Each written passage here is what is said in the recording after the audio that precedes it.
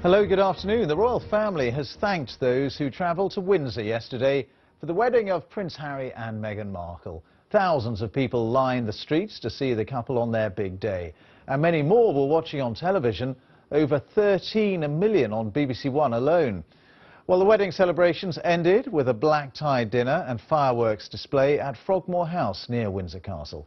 And Jessica Parker is at Windsor for us now. Jessica. Well, it's another glorious day here, and Windsor is absolutely heaving. I heard that the first connecting train here from London this morning was packed. There's not just tourists here, local people have come along as well to soak up the atmosphere the day after the big day. The next chapter of their journey together begins. After a memorable day shared with the world, the now Duke and Duchess of Sussex headed to a private reception at Frogmore House. Meghan wearing a gift from her new husband, an emerald-cut aquamarine ring which had belonged to his late mother, Diana, Princess of Wales. It followed a day of pageantry as thousands lined the streets here in Windsor to catch a glimpse of the bride. Meghan wearing a pure white boat-neck gown by British designer Claire Waite-Keller of Givenchy.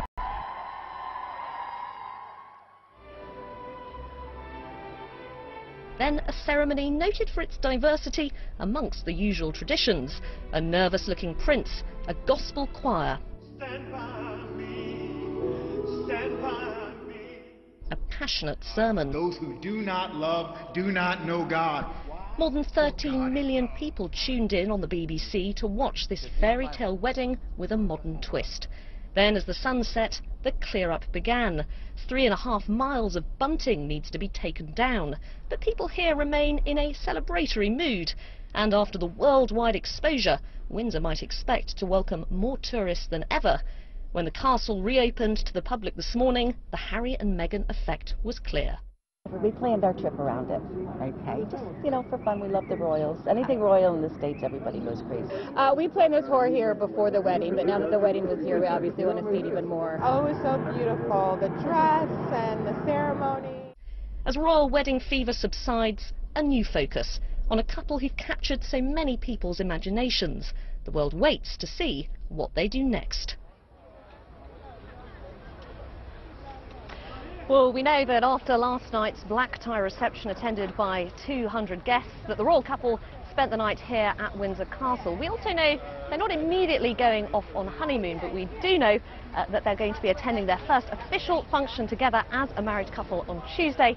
It's going to be a garden charity party at Buckingham Palace. Jessica, thank you. Several rail operators have introduced major changes to their timetables today in an attempt to improve punctuality and capacity. But some passengers say that fewer or slower trains will call at the smaller stations. Here's our transport correspondent, Victoria Fritz. From today, arrival and departure times will change on every train run by Great Northern, Thameslink, Southern and the Gatwick Express. It will also have a knock-on effect on southeastern trains. Together, these operators run more than a quarter of all rail journeys in the UK. This is what is part of what was once known as Thameslink 2000. It's a few years late. More trains, more seats and more destinations at a cost so far of £7 billion. They've had years to prepare, but are they ready? It is going to be okay. I'm not saying that we won't have a few bumps. We will, but we are here for the next 2 weeks, resilience, longer hours for me, to make sure the transition is as smooth as possible. This is the reality of train travel for many. Capacity has become such an issue that for the first time, passenger numbers in the southeast are beginning to fall. Govia Thameslink has promised space for an extra 50,000 passengers travelling in and out of London at peak times. But not everyone will be a winner. Some services will be deliberately slowed down, whilst other passengers may find that their regular stopping service just whizzes straight on through. It's in part to accommodate these new trains coming online on the Thameslink service. New infrastructure means trains can run closer together through central London. But the upgrade won't be complete until 2020. The first big test will come tomorrow and the Monday morning commute. Passengers are being asked to check the new times before they embark on their journey. Victoria Fritz, BBC News. The family of a 17-year-old accused of shooting dead 10 people at a school in the U.S. state of Texas have expressed shock and confusion about what happened. The parents of Dimitrios Pagourtzis said that he had been a smart, quiet boy and that they too wanted answers. Gary O'Donoghue reports from Texas. 24 hours on, parents and teachers were allowed back to the scene of the shooting to collect their cars as the police continued to gather evidence. We've got people who've lost loved ones, some of them students, some adults. We are going to pull through this.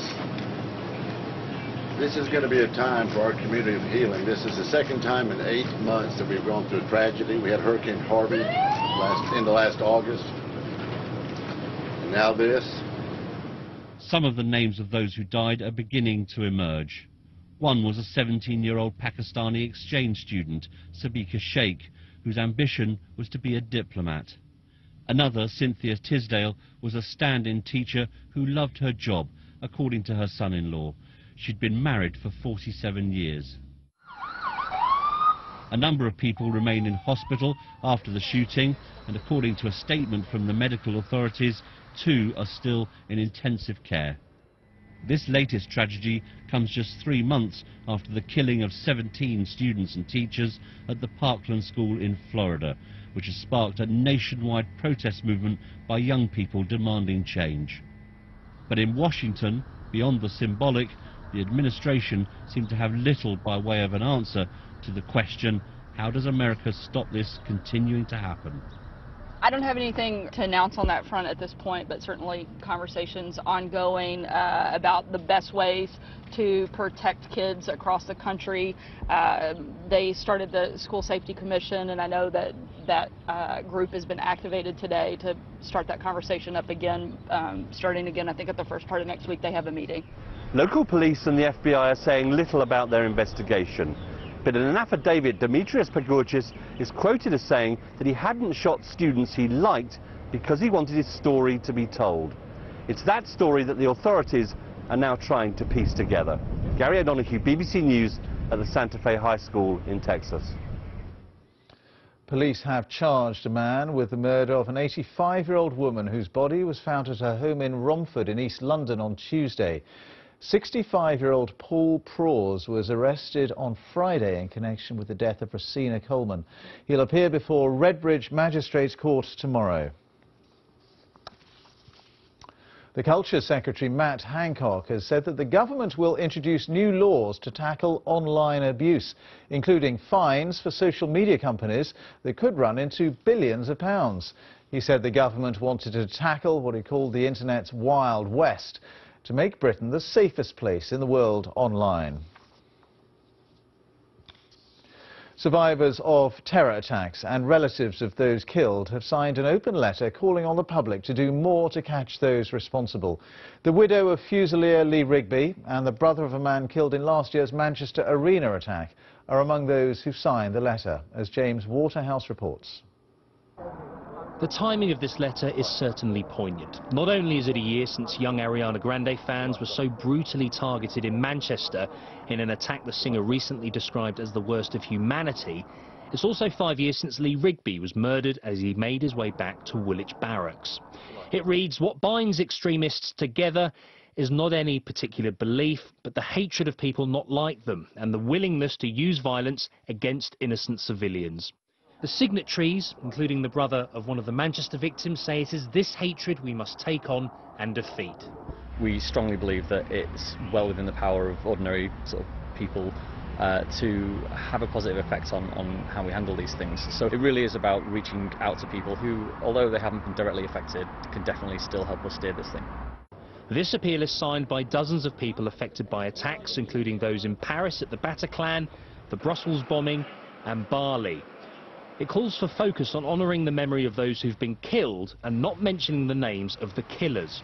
There are practical points to come forward if you know something or suspect a plot, but the core message is simple: to take on hatred wherever you find it. James Waterhouse, BBC News. And that's it from us for now. The next news on BBC One is just after 5:30. Goodbye for now.